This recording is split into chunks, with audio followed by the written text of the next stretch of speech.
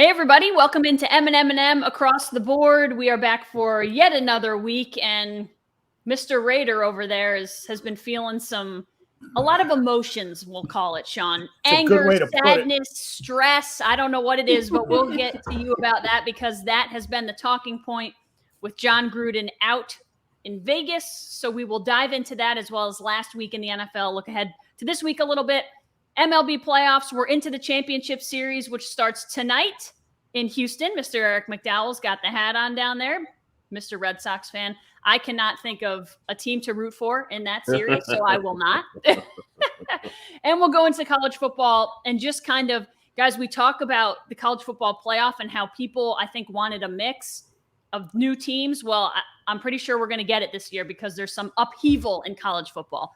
So we'll go through all of it, but let's start with you, Sean. Where are you at? We've given you a few days to process. We wanted to let you have some time to marinate. Where are you at right now? Well, thankfully, I got a big head because literally a big head because there's a lot to process. I hear about this news last Friday afternoon while I'm at the playground with my kids. And I'm trying to keep them from breaking a limb on the monkey bars. And I'm looking at my phone and saying, what's this? Okay. Here's my initial thought. First of all, let's get it out of the way. Jon Gruden deserves to be unemployed today. Mm-hmm. Okay. I'm not defending him or his words. I can't. They're indefensible. He got careless, right? There's some things when you write an email, the written word, you can't understand context. And once it's out there, it's out there. Okay. So when I first heard about this, when he had the remark against DeMaurice Smith, I said, all right, you know what?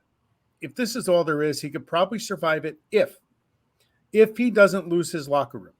Mm-hmm. You cannot be a coach. Mm-hmm. You cannot be an effective coach if the boys in the room don't respect you and won't fight for you. That's the key. So a couple days go by, and I'll get to my emotions over the weekend on that. Again, he deserved to go. Monday night, they break the news. The New York Times has all these other bigoted, misogynistic, anti-gay slams. And my first thought was, okay, he's got to resign tonight. And if you go back and look at my Twitter feed at Sean SEAN_Martin77, you'll see that. We called for that. It had to happen. There was no way, especially with the only openly gay player in the league in his locker room. Okay, it's over. It's over. Done. And his career's over. And I'll get to that in a few minutes. His career's over. He's now a pariah in the coaching circles. Can't even go to college. If you're a parent, you're going to say, he's untouchable. In the end, the networks won't have him. And I'll get back to that hypocrisy in a few minutes. So he deserved to go. My problem with this process is, okay, these emails were written between 5 and 10 years ago. At the time, I didn't think the NFL could suspend him. He wasn't employed by the league. He was employed by a network as an analyst, and ESPN is conveniently leaving that out of its coverage all week. So this, to me, is the makings of a mob hit, right? The NFL reviewed 650,000 emails and released 5, 6, 7, whatever the number is. Where's the other 649,990 emails? The cover-up, the lack of transparency bothers me because that's what the NFL does. They're a hypocrisy, okay? I ignore all their business partners who are trashing Jon Gruden this week because it's a big business and partners protect partners. And the reason why the NFL can do this is it's such a big industry, billions and billions of dollars. And Roger Goodell gets paid $40 million a year to protect the members, his bosses, the boys club. Mm-hmm. So he can do that. There's no accountability.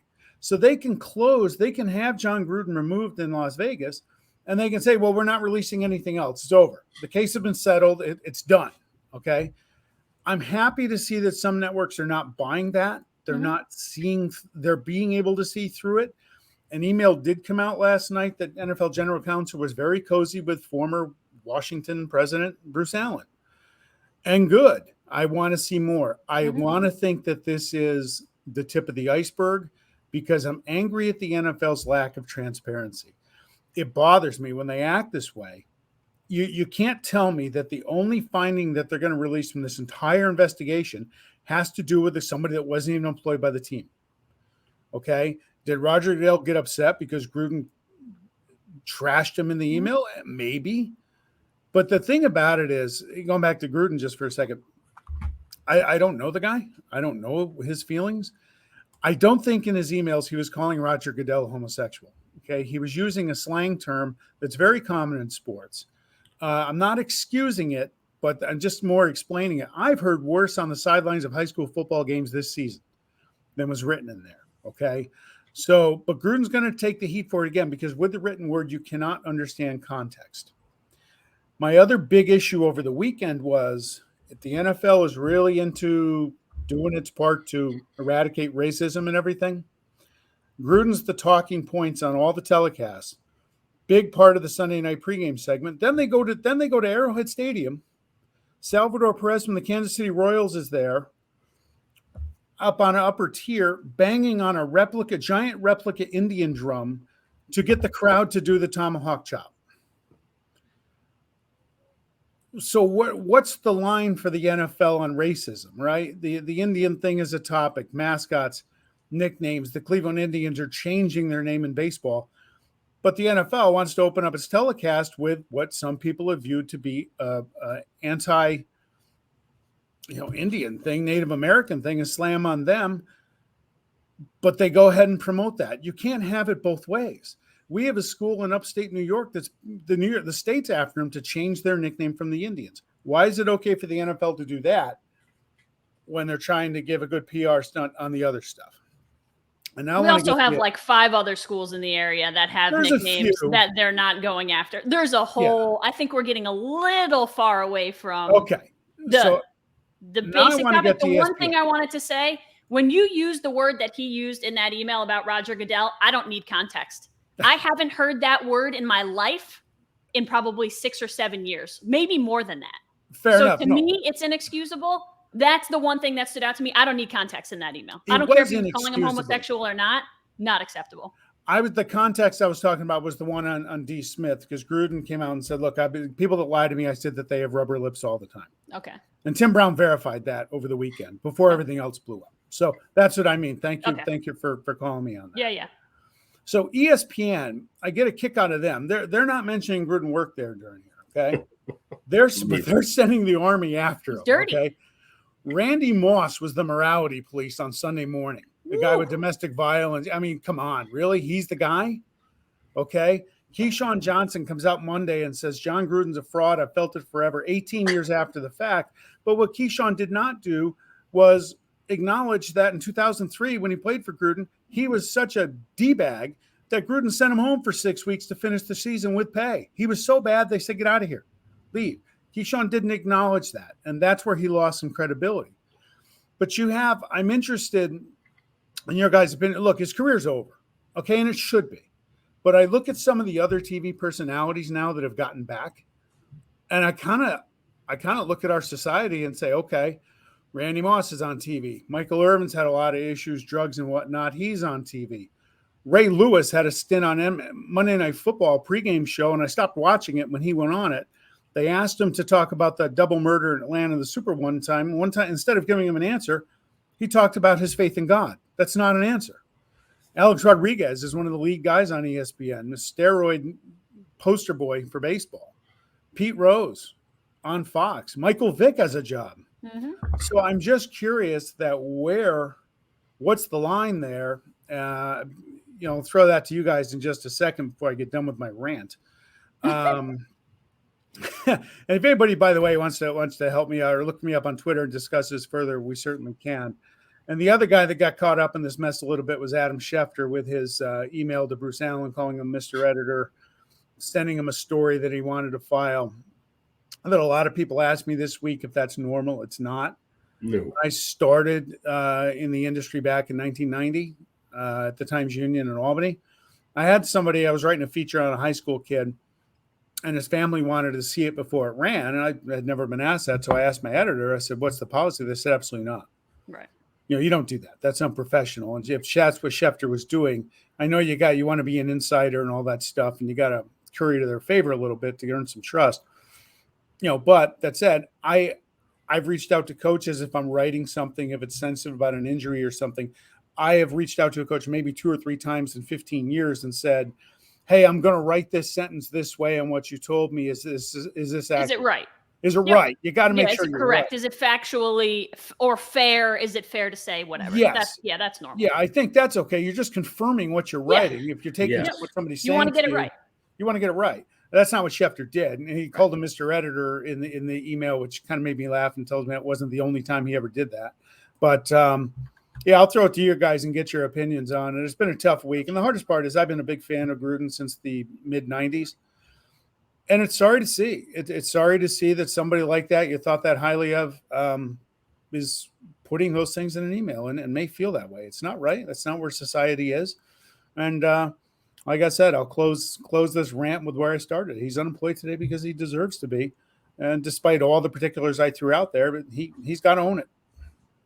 Go ahead, Ashley. Very curious what your thoughts are. Listen, I'll be interested to see if and when we ever hear from Gruden again. I thought, his response it wasn't well thought out. It was just too simple, and you needed a legitimate, heartfelt, whatever apology. And I don't know how far that goes.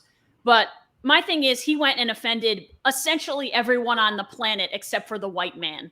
And he may have offended some white men, because I hope white men are offended by the things he said. He offended women. He offended gay people. He offended minorities of all sorts. And the problem I have is just it's arrogant. It's arrogant to write that stuff in an email and to be so naive to think that it's never going to come out, ever going to come out. I just think there's no way. And I know people will tell you, I've heard, accounts of his personality and, he's a good guy and this and that. I cannot believe for 1 second that a good person would write the things that he wrote in those emails. You will never convince me that he's a good person. And that's fine. I don't care. But a good person does not write that in emails, because they always say your character shows more when no one is listening or no one is watching. I was just going to say that. No one is listening or watching, and that's his character. So that's all I have to say about that. I do agree with you on the hypocrisy of the whole situation. I think more will come out, but pressure has to come from the right places. Pressure has to come, whether it's head coaches, players. Pressure has to come from the people who have power in that league to bring the rest of it out, to bring it down, so to say. There are plenty of people who have power. We've seen how much power the players have. So go after them and tell them you want all of it. I don't care if you want all 650,000, whatever. Tell them you want all of it. Maybe you get nowhere, but people have to put pressure on the powers that be in order to hold the league accountable, because you're right. It's hypocrisy. The fact that Washington isn't on the same playing field or held to the same standards as Jon Gruden, and that's the only stuff that came out is a joke. So hopefully with time that does come out. He was an easy target, and unfortunately, like you said, he deserved to fall, and that's what happened. But hopefully the rest of the people who deserve to fall also come down. Well, they were looking for a fall guy, and he made it easy. Okay? It is what it is. How about you, Eric? I want to say first, I feel sorry for you, Sean, and fans of the Raiders franchise, the longtime fans. You've been stepped on, kicked in the gut, moving around the cities, and I'm serious. And then you've got a guy, a 10-year deal, who's passionate, who has developed quarterbacks, who's taken Carr to another level. The future's bright, a great start to the season, and then this. He let a lot of people down. It's a disgrace what he did. And I really feel bad for Raiders Nation, if there is such a thing. There's a thing. Mafia. But the point is that as fans of that franchise, a historic franchise, the fans deserve better. And now here they go into this beautiful new stadium and everything's looking great. And then this comes down. The second thing is Derek Carr, I thought, had a tremendous statement. Yes. He said, "I love the man, but I hate the words." Yep. What an outstanding way to put it. It's simple. It's not elaborate. And you know exactly where he's coming from. He's let down. This double standard, though, infuriates me as a PR person. You see a Stephen A. Smith go off about Shohei Ohtani. I'm sorry, he's still there. You see Schefter, who broke journalism integrity, and yet Caesars Sportsbook is ready to hire him. You see Mike Milbury make a joke that I don't even think his wife found offensive. The intent was to say, hey, we get a break from the wife. He should have said, hey, the wife gets a break from me. You recall that during the still have a job. Yes, and he's still blacklisted. Yep. So there's a double standard that's infuriating. I will say, you know how I always have the PR stories, and there's one that really stands out here, is that the hatred is at all levels, and the terrible comments and things that you don't even see in emails, but you know what type of people. I had a young lady come into my office crying. She was an athlete of a sport, and she said, I have a religious holiday, and I told my coach I cannot go to practice. And the coach said, I don't care if you're blank, blank, or blank. You come to practice, and that's it. He's a bigot. He deserved to be fired. I was offended. I went to an appropriate individual and said, this young lady is disturbed and upset. She's a 3.8. She's a fine young woman, and this has to happen. And they did nothing. So it happens all over the country. It will continue to happen. Yeah. And the point I'm making is that the best thing about emails and when the web came out is it doesn't go away. Mm-hmm. And it could be 10, 15 years from now, and you can regret something, but damn it, you said it. Mm-hmm. And so he's paying the price. And a lot of other people are upset. But I'm disgusted with him. And as Ashley said, I don't like a double standard. I want rules in the NFL and others that if you do this, you're suspended. That's it. And I don't want to see that person the very next day on a network or at a sports book when they don't deserve to have a job. Yeah, I think the other thing too, Eric, you said you feel bad for Raiders Nation and the fans, and I do too, but you'll get another coach and you'll be fine. I feel worse for his players. And listen, Carr might not be offended and Carr might love the man, but my guess is there will be people like Carl Nassib or black people on that team, black players on that team, who will not tell you that they love that man. They may have loved that man, but that man probably wasn't the person that they thought he was, whether it was 10 years ago or now. So I feel bad for those guys who put their trust into a man and probably loved him and loved playing for him. And my guess is feel devastated by his words. I feel bad for those people who were offended and feel let down by a man that they felt, you know, a coach, a father figure, whatever it may be. Those are the people that I really feel bad for. Yeah, look, words have and actions have consequences, and that's it. And maybe the example is, do you really know everybody in your life? Right. I mean, you could be a person to everybody, and you get behind the keyboard when you're home by yourself. And like you said, I mean, integrity is what you're doing when nobody's watching. And he wrote it, and you know, he hasn't come out and denied it and all that stuff, and he's kind of owned it. I think he needs a little better statement than what he put out Monday night. Yeah, a little too vague and didn't touch on it or show too much remorse. For the Raider team, you're going to find out about a team that I would call mentally fragile the last couple of years. They've kind of gagged down the stretch. They haven't shown the heart in the fight, and we're going to find out. You know, I don't think the Gruden thing hurt them on Sunday against the Bears. It wasn't a good performance at all. What hurt them was that the Bears front four just absolutely destroyed that offensive line. But you're going to find out a lot about the players, and you're going to find also a lot about Gruden, the coach, because his play calling, I love the guy. His play calling was so predictable. 3rd and 1, 4th and 1. I knew it was going to be Alec Ingold up the middle, and so did the 8 guys in the defensive box that would stop him every single time. Okay, Greg Olson's been the OC there for a while.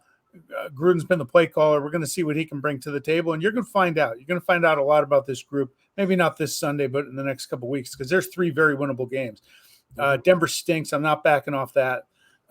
Then you got Philly at home. They're terrible, and then you got the Giants, and I might be playing quarterback for them that week with the way they're going. So we'll find out. But, you know, there's a lot. Fortunately for us, as much as I hate the NFL league office, I love the league. And there's so many good things going on. I want to turn the page on this topic and kind of focus on some of the positive things going on, because quite frankly, this week has sucked. Yeah, no doubt. Guys, if you want to just go back, maybe your biggest takeaways from last week, and then we can look ahead to this week. Eric, I know this is going to break your heart, man, but what week for kickers. Holy cow.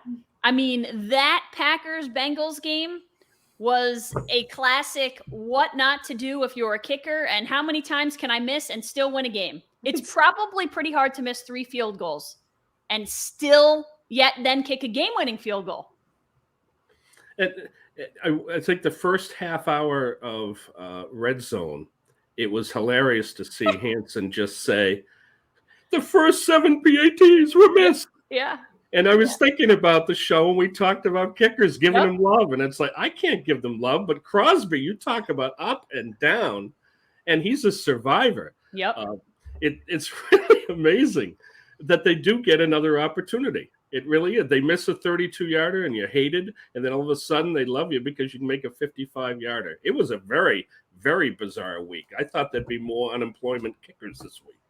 Yeah, and it's funny. I texted Chris. I'm like, oh, Mason Crosby better be careful. He's going to be unemployed. And then he missed another one. And Chris is like, you know what? He did this a couple years ago against the Lions, missed like 3 kicks. And then he was fine the rest of the way and was clutch when it mattered. I'm like, I know. If his name wasn't Mason Crosby, he probably would be unemployed. Yeah, right. I think my biggest take of the week, and trust me, this pains me. So we're having a tough day anyway for me. So I'm gonna pile on here. I can get this out. The Chargers are legit. Yeah, I said it. All Where have you been? All 7 of their fans can rejoice. They finally have a football You're late team. to the party, man. You know, Herbert. You didn't want to say it. No. It pains me to say it. My God, you guys know there's something else in coffee in here if I start praising the Denver Broncos. So, hey, I want to cut to the chase. I went out on a limb, as you know, and I didn't pick a QB for offensive rookie. I took Kyle Pitts. Mm-hmm. But here's a guy who could really be rookie of the year, and that's Jamar Chase. Yeah, man. He is making the Bengals roar. He's the leading candidate as far as I'm concerned right now. He had 159 on 6 last week, 5 TDs. He leads all rookie wideouts with 456. And no coincidence, of course, he is reunited from the LSU days with the QB. So I think that stands out. The other thing I would throw out quick is the Rams have 3 games coming up with foes that are combined at 2-13. And you've got Russell Wilson out. Niners need a bye because both QBs are banged up right now. So I think it's going to be Rams Cards in the West at this point. Yeah, no doubt. And I think the Bills, listen, I still think the Chiefs are better probably than their record, but you can't turn the ball. Like, the Chiefs are losing every turnover battle every single week, and it's probably very fixable. I think most coaches would tell you turnovers are fixable, and that's the good news. But the Bills are winning every turnover battle every single week, and your record reflects it. Like, the Bills have won 4 straight games, did it pretty impressively against the Chiefs, but they had 2 picks, and the Chiefs fumbled 2 away. That's 4 turnovers, 4-0. You're going to win every single time you win a turnover battle 4-zip. You are. Look, the Chiefs are still a threat because Mahomes is one of the best in the league, but he's built his career and reputation on making the risky throw with success. This year, it's finding the opponent's arms. So he needs to kind of modify his game a little bit and not be so. He's careless right now, right? Not every pick's on him. I was going to say, in his defense, he hit Tyreek Hill in the hands and it went for 6 the other way. But you're right. He takes a lot of. He's in general. He's made some bad throws and two of their first 2 losses late in the game, bad interceptions. He's got to be a little more careful with the ball, and a little less confident. Mm-hmm. He's got the pedigree, but still, it's blown up on him a little bit. So, but they're still going to be there. I think they're going to continue to struggle. But we'll see. Their offensive line, I worry about them replacing everybody. I had a coach once, a football coach, say, you guys, he said to me, you know what? Our QB makes things happen. Sometimes he makes too many things happen. Mm-hmm. That's what Patrick Mahomes is doing. Agree with you fully. Well, yeah, I'll bring up Zach Wilson there. They're talking about him, and he wants to make that extra play and all that stuff. And he's admitted that he has to learn when to make the safe play.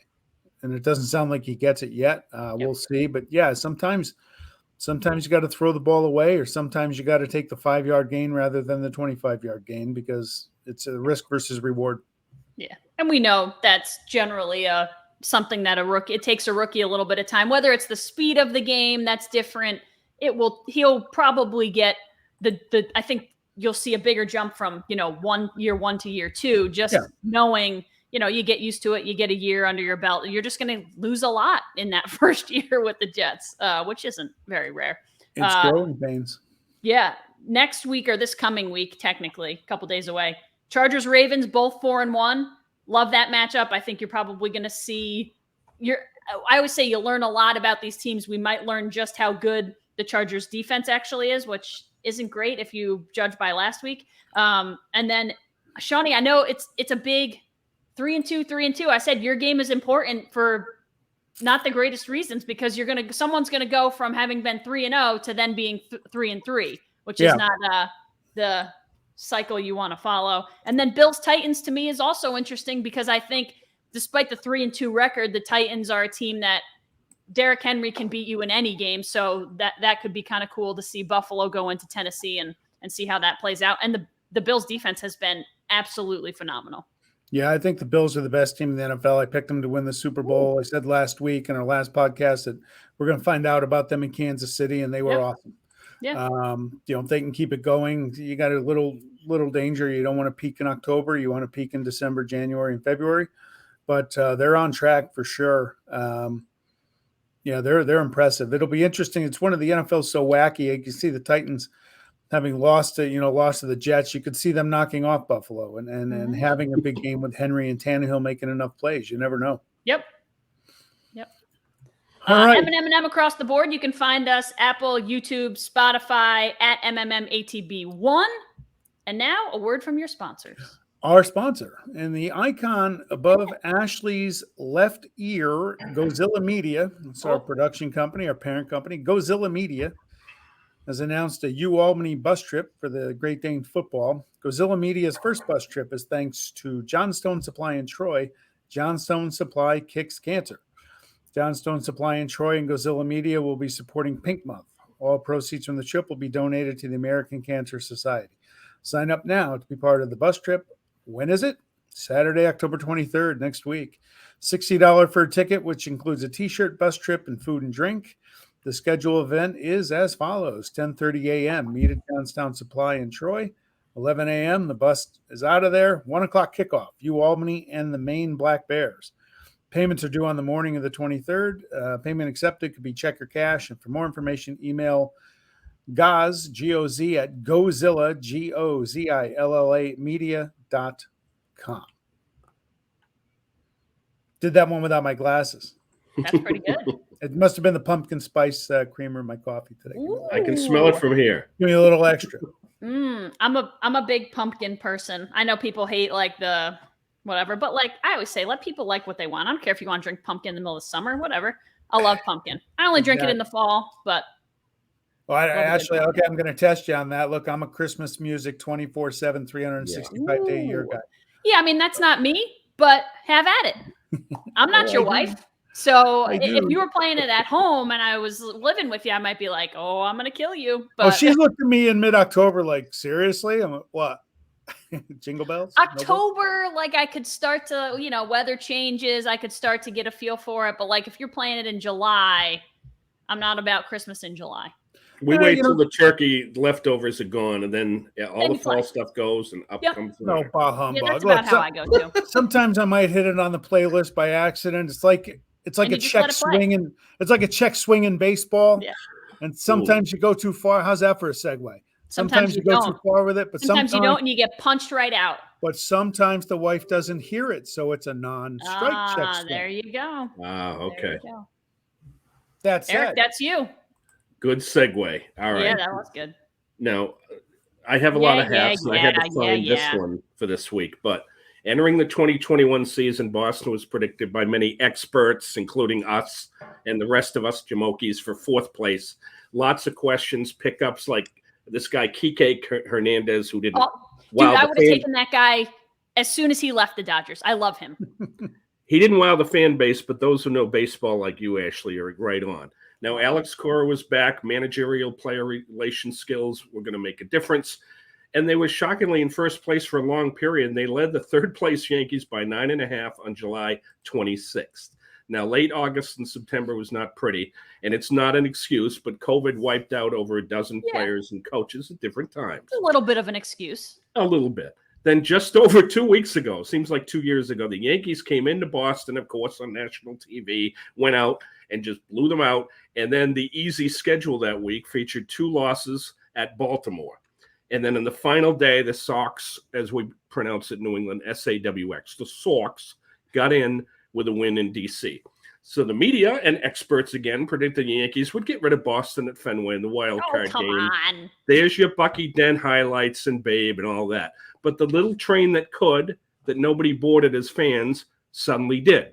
So how did that Hernandez thing work out? He was a winner with the Dodgers, Ashley, as you mentioned, and he helped bring the clubhouse together. He goes out, he gets a hit in 7 straight postseason games, 8 hits over 2 games, 9 over the final 3 against the Rays. He makes David Ortiz almost look like Mr. May. No Red Sox hitter had ever done any of that before. And here they are, the only AL East team still playing remarkable. So, as Red Sox fans always look at a glass half full that has a crack in it, maybe it's time to hoist a cold one to this team that believed in themselves when nobody else did. They're on house money. The train has left the station, and now there are a few more people on board. Hey, did you admit, first of all, that you picked Dodgers Rays for the World Series and not your own team? Oh, sure. And any friends that I talked to said the same thing. Me too. I By the way, our picks coming. sucked. There is one team left of the 4 that we picked to get to the World Series. Milwaukee, Chicago White Sox didn't quite work out. Yeah, that wasn't great. Okay.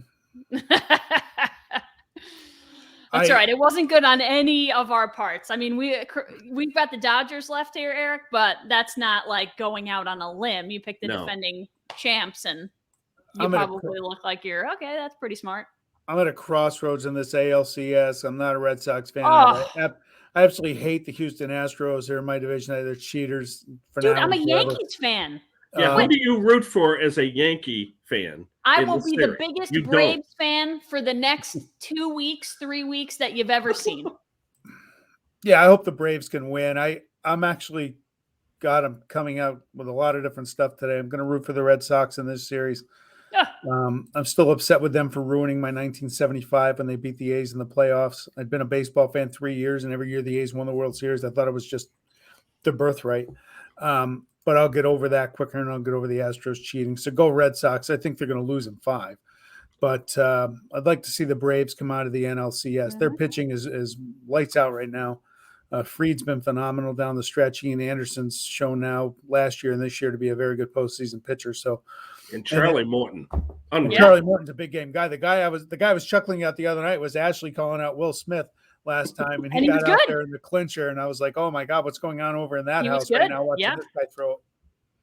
Yeah, he was awesome. If you put a gun to my head and said I had to root for one team in the ALCS, I'm going to root for the Red Sox only because the whole garbage can banging thing has just totally turned me off from Houston in the last couple years. So I hate them currently. I don't have to say I hate them more than the Red Sox, but then I can root against the Red Sox in the World Series, which is even better. I mean, God forbid they win the World Series, then it backfires. But I'm going to root for the Red Sox in this series, and I will root for the Braves. But whoever comes out of the NLCS is who I will be rooting for in the World Series. I hope that's the Braves, but if it's not, then I'll root for the Dodgers.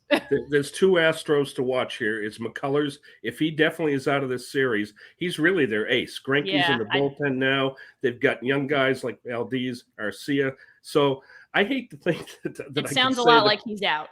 The pitching advantage right now, the way it's going, could be Boston. If Evaldi is pitching as well, Sale will get game 1 start, and it's time for him to step up. He has to set the tone for the series. And the other player is Correa. Funny how Correa is healthy and now having a career year. Oh, he's a free agent. He's probably going to New York, they say. It's amazing how these guys are so healthy and suddenly have a career year. But those are the guys, Correa, especially with the Astros. For the National League, I love Atlanta's pitching. As you mentioned, the 3 guys there. Everything on paper says the Dodgers. Frankly, the 2 best teams in baseball just played in the NL series as far as I'm concerned. And for Sean, Milwaukee made sense as your pick. The keg got empty, and what a terrible bust. I mean, look at their key players. Yeah, Yelich, 3 of 15, 8 Ks. Okay? Yep. 22 innings without a run. Wong was wrong. 1 of 15, Willie Adames, 9 Ks. That team just fell off the earth. And maybe it is the Atlanta pitching. I was going to say, maybe it's their pitching. Well, the funny part about that was they were still right there. They're in the 8th inning of game 4, and if they win, they go home for game 5. and Josh Hader's throwing dimes in his bottom of the 8th, and I'm like, God, a lefty can't hit this guy. And as soon as I think that, Freddie Freeman puts a souvenir up in center field. So mid-July, right? The last homer he gave up was like July 20th. Yeah, it was just amazing that he was able to take him deep. Hader's brutal on lefties, and who knows? Maybe this will springboard Atlanta, and they got a thing of destiny going on. I think they're going to beat the Dodgers. The Dodgers got thinned out. And by the way, I saw a lot on Twitter this morning, people complaining about that check swing, third strike last night, saying it cost the Giants their season. No, it didn't. They were trailing in the game. Right. Okay. Yeah, it was a bad call based on. Yeah, I just don't make that call if I'm the first base ump. That's a tough call to make. If it was 0-1, maybe. But if it's 0-2 and you're ending the game, I just say, nope, he didn't swing. Yeah, but unfortunately they can't replay that. Yeah, right. no, It's a bang thing. The guy's he's got to make the call, and he made the call. It was a bad one. It doesn't mean the Giants would have come back and won the game. So all you people whining about the Giants losing over that call didn't cost them the game. It ended the game. Yep. But it didn't cost them the game. Which is why it cost them the game once they got outscored. If you make that reviewable, Ashley, now these games will go 8 hours. We can draw the line. Yeah, I get it. But there are some things that should be reviewable or changeable, and I'll get into that later. But listen, there was a foul ball play where they were reviewing that it didn't hit the netting, and yet it was clear that it bounced into his glove, and they said, well, we can't review that. We're just reviewing that it didn't hit the netting. Well, now you look like a bunch of idiots because you're reviewing a play that you called a catch. It was clearly not a catch, but you're just saying, well, it didn't hit the netting, but it's still an out because we can't review that part. Well, that's ridiculous. I'm curious what you guys, I want to go back a few days. The ground rule double with Tampa. Oh, God, that's my whiteboard. You can't. Oh, it is? Oh, that comes up later. Yeah, you're right. Oh, okay. It's okay. Yeah, we'll go across the board with that. You can sound off. But Sean, I do want to close the baseball segment and kick it to Sean on this, and I want to mention the name Ray Fossey. Now, people think of Ray Fossey as the 23-year-old star young catcher with Cleveland that got run over by Rose. There's a lot more to this guy, and it's going to be Sean that'll talk about it because he was a broadcasting icon in Oakland. And I was fortunate out in the Bay Area. The A's had me as a guest one time to see the press set up and go into the booth. And I didn't, Ray Fossey didn't know me from Adam. And I sat down with him and he talked about baseball history and he knew I loved baseball. Look you in the eye, just a class act. Whether you meet somebody the first time in sports, that's what you remember, okay? And you may never see them again. So when his name passed, I remember a special moment with him. And then in the fourth inning, he goes on and say, we'd like to welcome, a Red Sox fan who's now with the Warriors. And he just said, welcome to the booth, which was really nice. And I was just impressed with him. And I kick it to Sean now because of somebody who knows Oakland A's history about Ray Fossey, a class act since 1986, a TV color announcer, and would love to hear your thoughts. Yeah, I was sad. I was real sad to hear that the other night. Again, it's been a tough week as a sports fan, especially from Oakland. The team is dealing with 6 different bidders in Vegas to build a stadium. They're going to leave. So Ray Fossey, I moved to California. Believe it or not, I know the date, October 2nd, 1972. I was 7. The A's won the World Series that year. That was my first exposure really to baseball. Mm-hmm. So 73 was my first year as an A's fan for full season. Ray Fossey came over and was the starting catcher. So I grew up. Ray Fossey's part of that great A's team for me. So I have great memories for him as a player. But he has been involved in the A's organization for a long, long time. He's been the color guy. I've been getting the MLB extra innings package since they've had the thing. I don't even know how long it's been. So I've listened to Ray Fossey just called an incredible amount of games. And when you see a broadcaster like that, they became family to you because they're the ones that are speaking to you and you see them. And you got some great ones. You have Vince Scully, all these great announcers in history, but for a specific team, it's the face of the team. And that's what Ray Fossey was. And he didn't even announce, I don't think, that he was suffering from cancer until this year when he stepped away from the booth. And he hung in there the whole time. Didn't know he was that sick. It was just really sad to hear that news the other night. It's just another gut punch to sports fans in the Bay Area, but just a tremendous career. And Eric, thank you for acknowledging Ray Fossey was much more than the guy that got run over in an All-Star game. Okay, he had a career and a life around that, and it's sad news whenever this happens for sure. But so many great memories with Fossey, and Going back to him mobbing Darrell Knowles at the end of the 1973 World Series, Wayne Garrett popped it up with the seventh game against the Mets to give the A's the World Series. I remember Ray Fossey then, and certainly since then for sure. So we hope people think about the good people in sports like him. Yeah, that's part of it. That's part of it for sure. So speaking of good people, Mohawk Honda. Okay, the Jake Hot Sauce. We're working on hot sauce. The current supply and demand challenges within the auto industry make this a perfect time for you to get top dollar from your vehicle. Right now at Mohawk Honda, you can take advantage of the Kelly Blue Book Instant Cash Offer. They will put cash in your hand for your vehicle the same day you come in, even if you don't buy from them. That's a pretty sweet deal, especially for all those recent college grads or students in need of a new ride or some extra cash. Mohawk Honda has consistently kept their lot fully stocked with hundreds of pre-owned vehicles.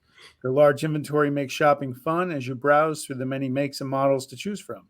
You can also check out their full selection online. Stop in and say hi to Greg Johnson, the assistant general manager, Jake Hot Sauce Doyle, Luis, the VIP man Morales, are one of the many helpful sales consultants here at Mohawk Honda. There's a vast selection of Honda certified pre-owned vehicles, so now is the time to take advantage of the Kelly Blue Book Instant Cash Offer. Mohawk Honda in Glenville, where they always go out of their way to please you.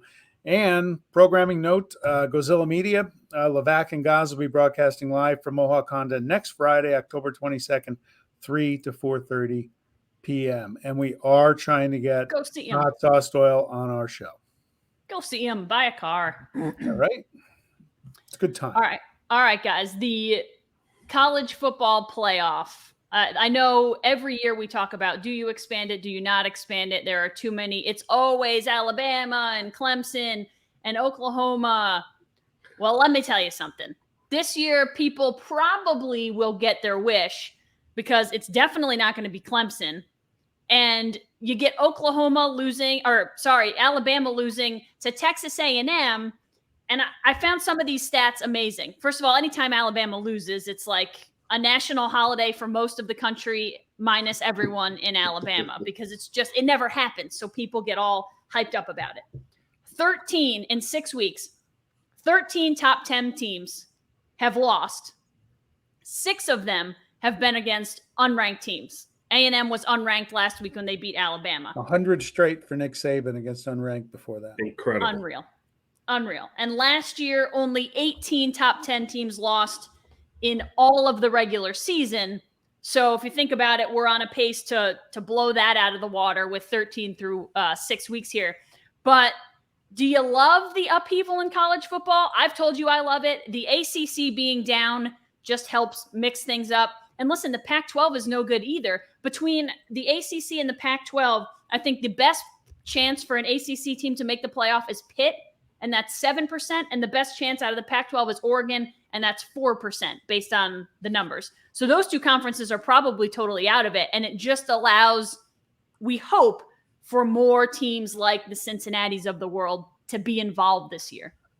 Yeah, Cincinnati's got a chance. They're going to have a tough thing in the sense that I don't know how much computers are going to like their strength of schedule, right? Yeah, when you play especially in the Big remaining. You play in the ACC, you got to play somebody every week, okay? But again, it goes back to what we've talked about before. You can only play the teams on your schedule. Mm-hmm. So I loved it when Cincinnati beat Notre Dame because I'd like to see the little guy get a chance. I think they're going to expand the playoff eventually and probably soon because there's too much money involved. Yep. The NCAA basketball tournament back in the day used to be 32 teams. It's 68 now. So the money is just too great. But as far as this year, I think a one last Alabama team is going to get in every year because of the name value they have, the coach and the talent. Yep. My national champion pick, Georgia, looks solid. We're on a roll. The team that I just can't figure out is Iowa. They look slow. They look stodgy. Their offense looks boring, but you know what? They keep winning football games. They're effective. They're good defense.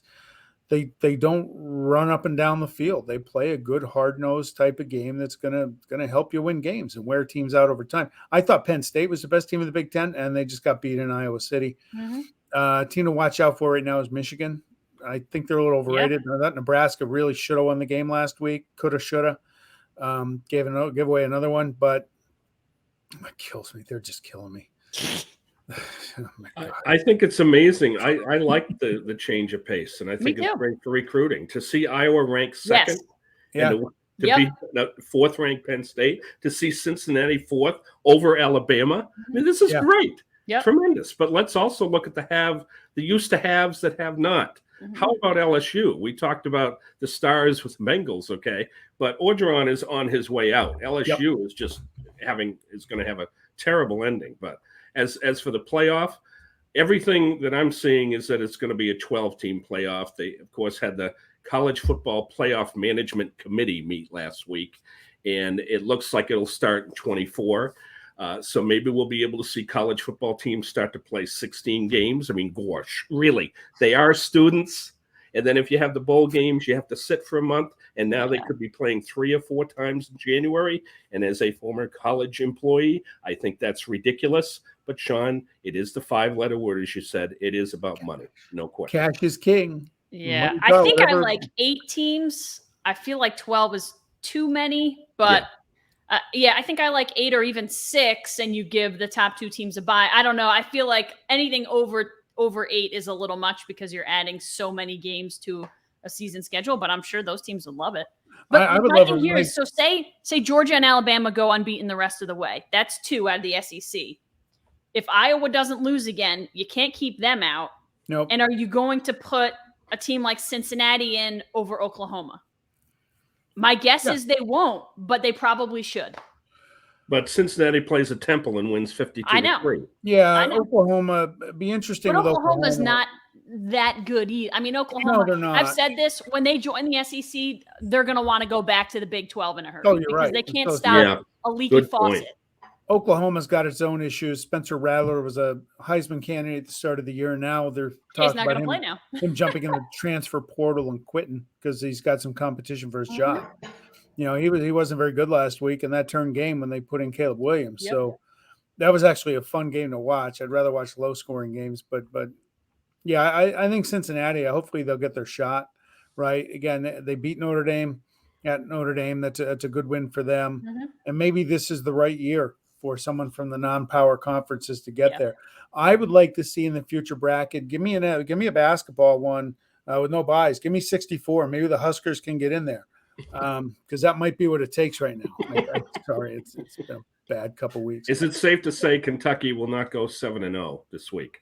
Probably not. Oh yeah, right. But again, like I love that, and you know what? I don't know that there would be a ton of people who would be like, well, Kentucky's about Kentucky football being good is great, but it is because Kentucky's a basketball school. I think it's great, even for the SEC, that Kentucky is good at football. How good, who really knows? But teams like Kentucky and Wake Forest, like that's good. Like you said, Eric, it's good for recruiting to give players to other teams and programs who maybe a team thinks, okay, maybe I can help get them over the hump, even if they don't finish the season undefeated. And Wake probably won't, and neither will Kentucky. But to get players into those programs and to maybe take them away from other programs is how we start to build that parity back up.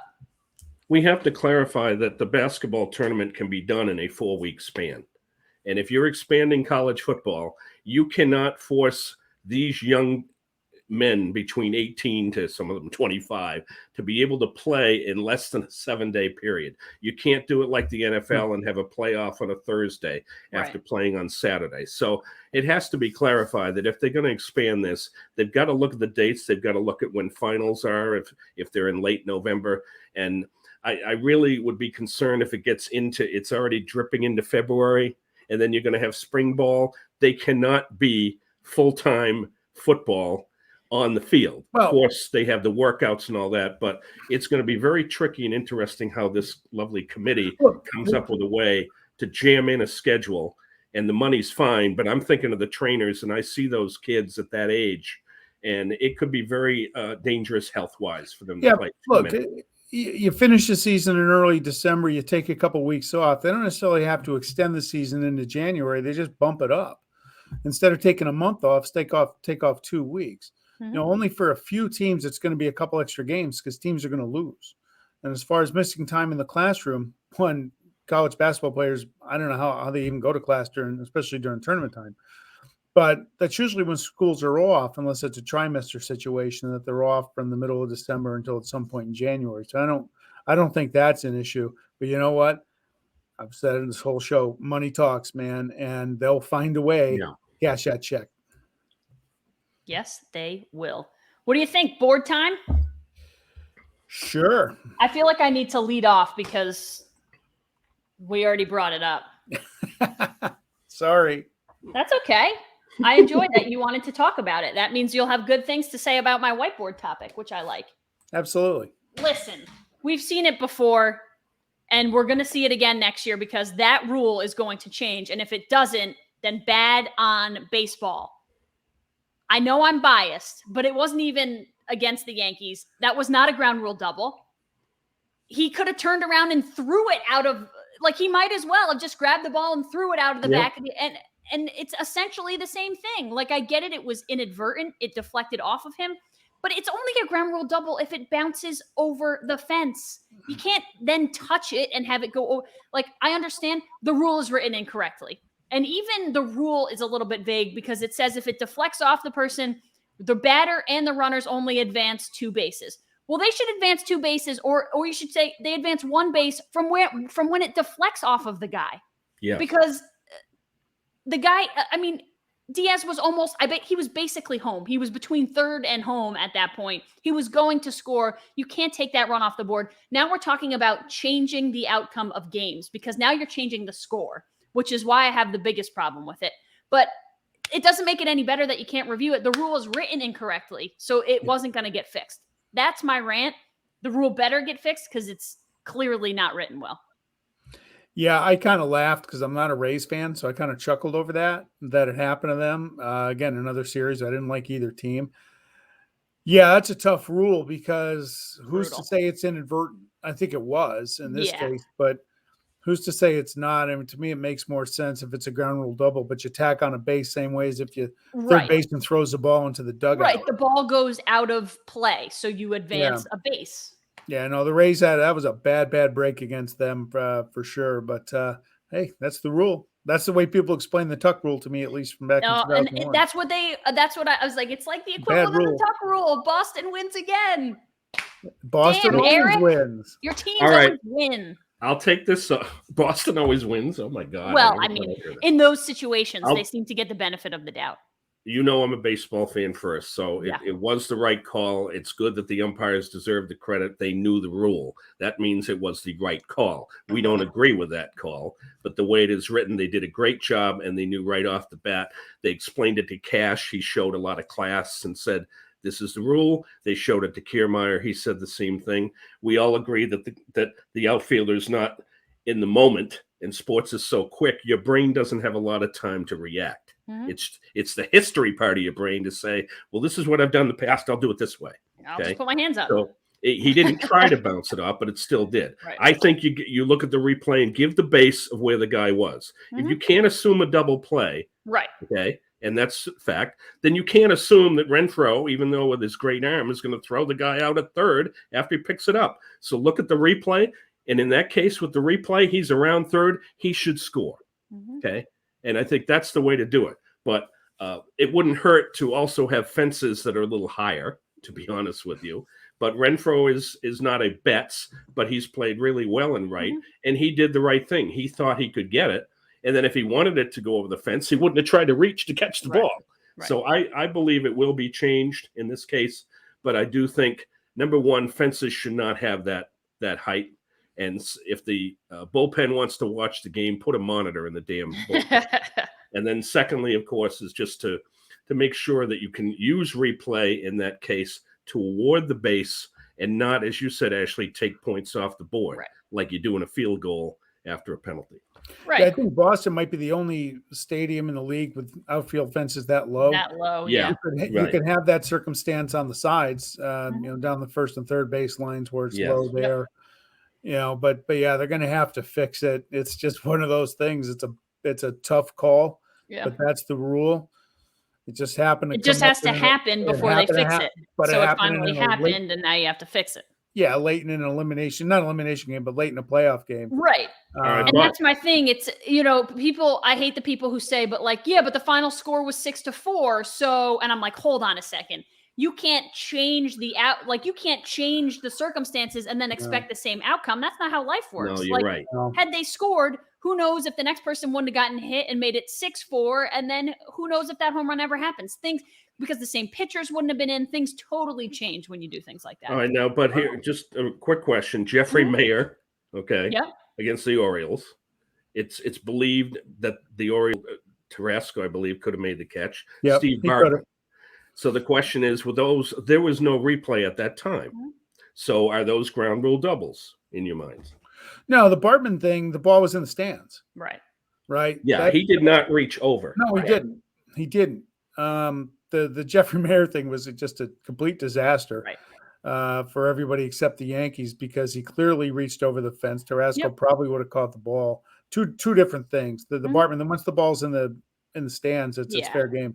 Yeah, I mean, you can't, and that's the thing. Like, you can't expect fans to not. It's almost like, consider it defending themselves. Like, they're trying to catch the ball because they're not going to stand there and get hit by the ball. Like, if you can't catch it away from them, then sucks for you. But yeah, anytime someone reaches in, I think it has to be, it has to be called. We'd ask Steve Bartman, but is advantageous for that. And are you even allowed to review something like that now? You probably can, right? In the Bartman thing, it's not a fair foul ball thing, so I don't think that would be reviewed. We would ask Steve Bartman people, but we can't get a hold of him. He's in a bunker somewhere overseas. Poor Steve. That's so messed up. If you guys ever seen the 30 for 30 on Bartman, it's unbelievable. Yeah. They talk, the one thing before we move on with this, they talk about why, as a Cubs fan, he would be in that position and not back away. It was noted that he was listening to the game on the radio. Yeah. With a 7-second delay.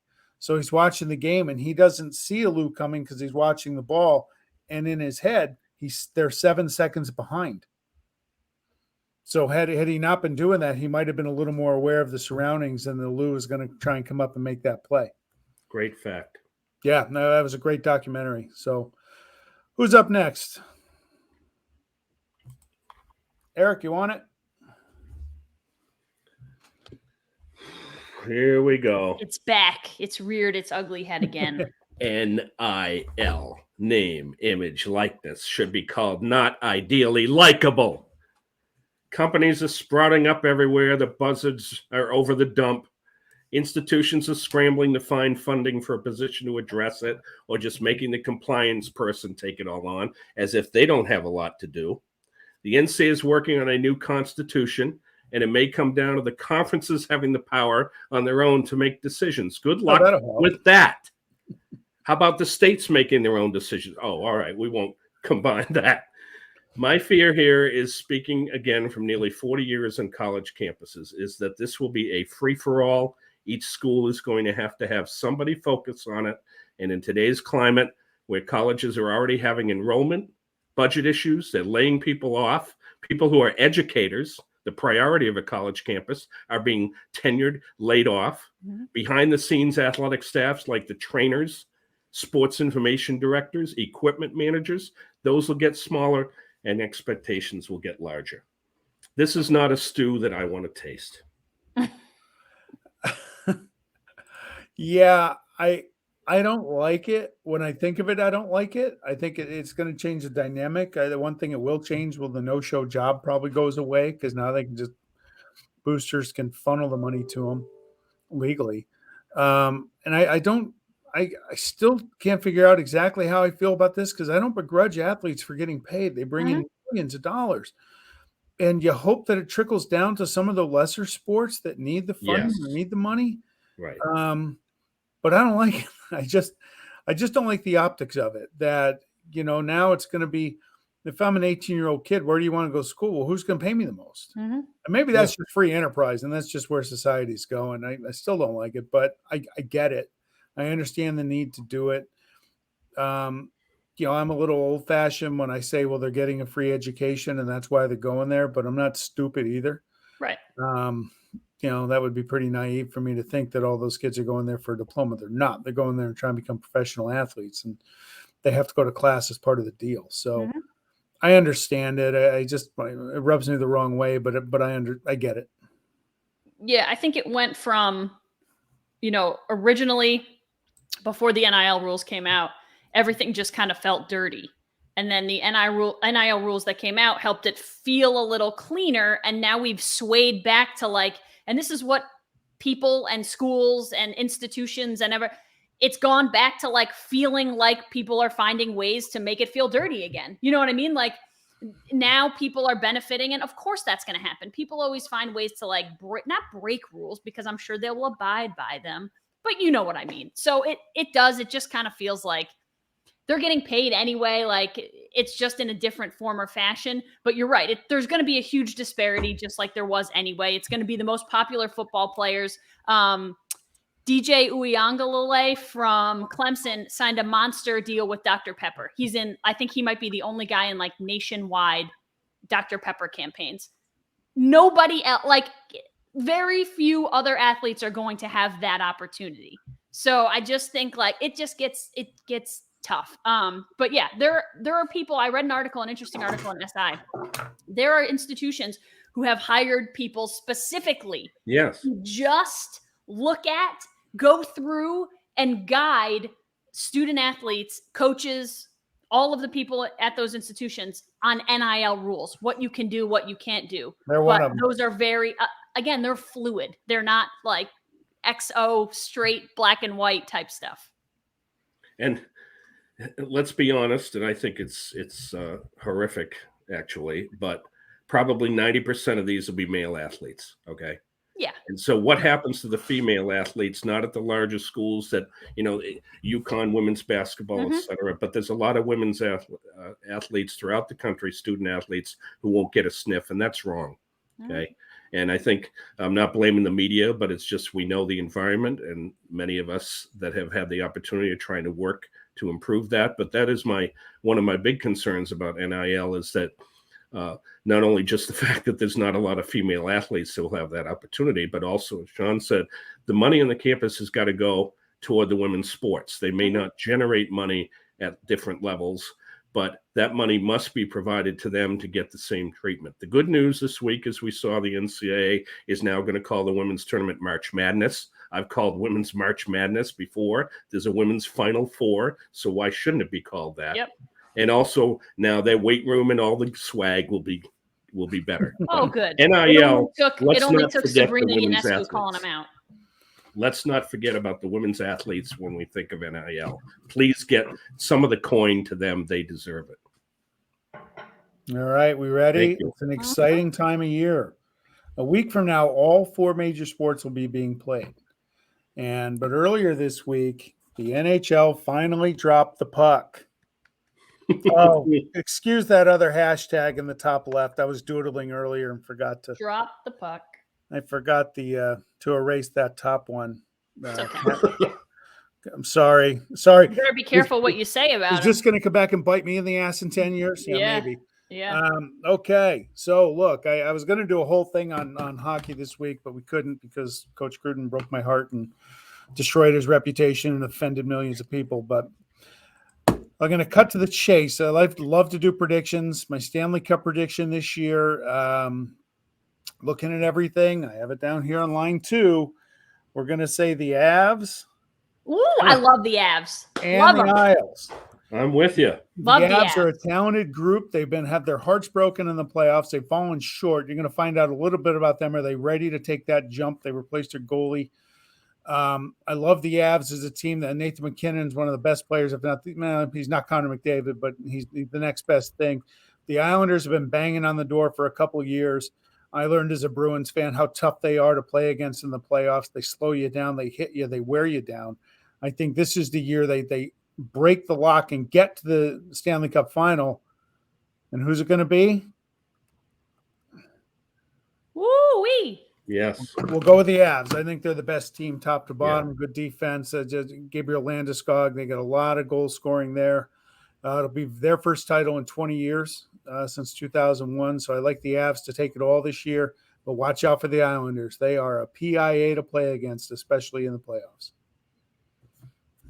I have to agree with you. I have Colorado over the Islanders in 6. I think McKinnon is a stud. He does recently have COVID. Of course, that's not going to last a long time, but they are just so deep. Everywhere you look, it looks like this is the year. The Islanders brought home Chara, and I say brought home because he once was an Islander farmhand. And in fact, in Lowell, in our AHL team, we got to meet him there, and he was there in a rehab. And so what a career he's had, and that's a great veteran pickup. And they got Parise also, another great pickup. Yeah. And I agree with you, Sean. It was hard to not root for the Islanders for two things. They're old-time hockey. They're aggressive. I think they have the best forecheck in the National Hockey League. You can't even get out of your zone, and they slow down the play, and it's difficult to get into their zone. And so I think they are knocking on the door, and I think their Zamboni will come through the door next season. But the most improved team, I think, will be the New Jersey Devils. They are very young, a lot of good, young, talented players. Jack Hughes is a stud. His mother was a hockey Hall of Famer when we were at New Hampshire, one of the best women's hockey players at the time in the country. Wow. And her dad was an assistant coach at Providence. So he's got good pedigree. I think he's spent his entire life since he was an infant on ice. And they got Dougie Hamilton. So watch out for New Jersey. What do you think, Ashley? I'm gonna agree with the Islanders, but guys, every year I pick. So did you guys know that I'm a Preds fan? I know you're a Nashville fan. Yeah, so I mean lightly. I'm not the best NHL follower. I will admit that.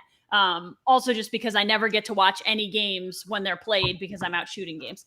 So I always pick against the Preds, and I know they're not that great, but they're good enough. I'm going to go Isles Preds because every time I pick against them, they tend to win, and every time I pick for them, they tend to lose. So I'm going to pick against them, or I'm going to pick for them this time and see if I can reverse my terrible fortunes. I went to a Preds game.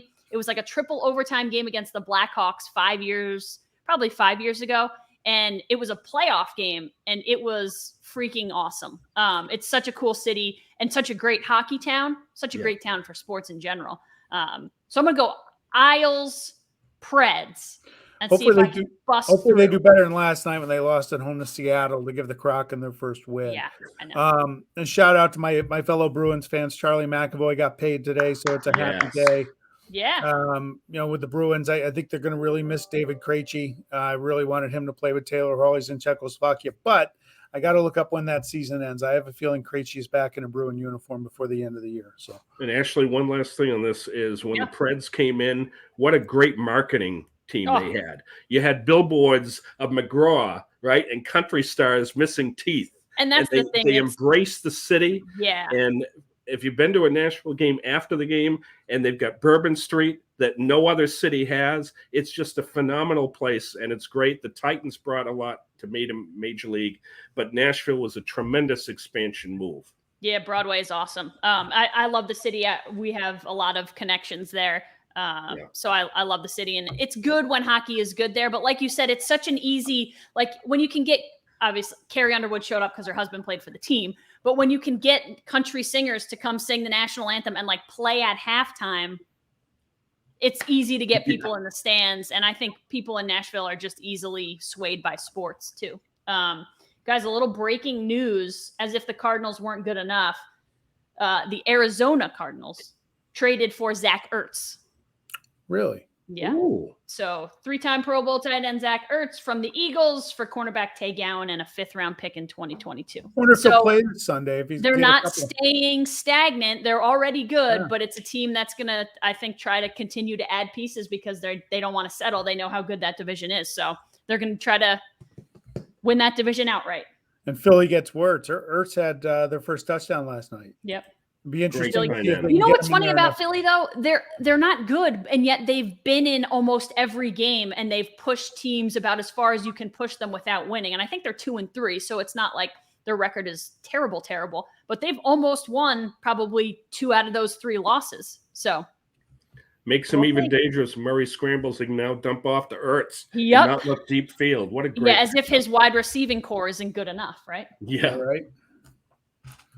All right. That'll do it, folks. For another week. We'll be back next week. We will be through at least portions of the ALCS, depending on when we talk to you guys. We'll see if Eric's Red Sox are still surviving at that point. I'm sure they will be. But we'll go through the MLB. Maybe we'll get you some NHL love, and I'll have to really study up, Sean. NBA. We'll have to do NBA next week. Yep. They're going to tip it off next week too. All right, so we're gonna switch it up a little bit next week. We'll add some flavor. If you like the NHL and the NBA, we'll give you some love. Awesome. Apple, YouTube, Spotify, on Twitter at MMMATB1. Eric, good luck to your Red Sox tonight. I will be rooting for them for a small time. For a little bit. Good luck to your Raiders against the Broncos this week. Thank you, mucho. We'll see you next week, guys. See y'all next week.